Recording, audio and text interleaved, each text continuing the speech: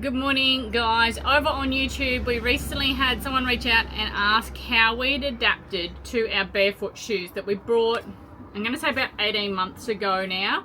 Now, I'd posted a few things saying they felt really weird to start with and that my lower legs work differently.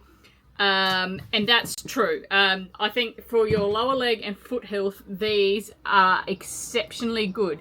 My calf muscles, they're popping because your legs work completely different in them. Now, when we bought these, they were about $100 a pair, I think, and they are the Beare foot ones.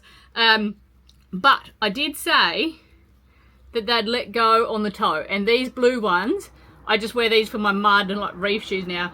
Within about 6 months, they had really let go over the toes and started to look pretty ratty.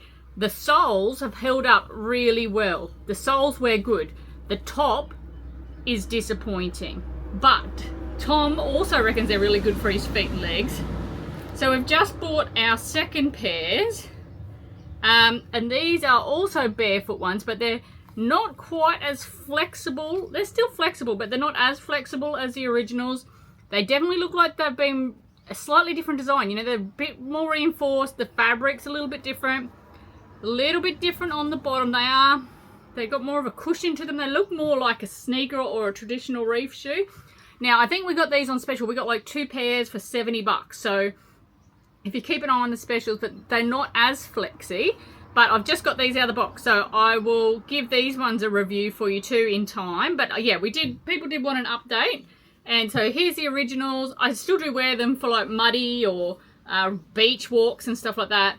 But they do look a bit ratty.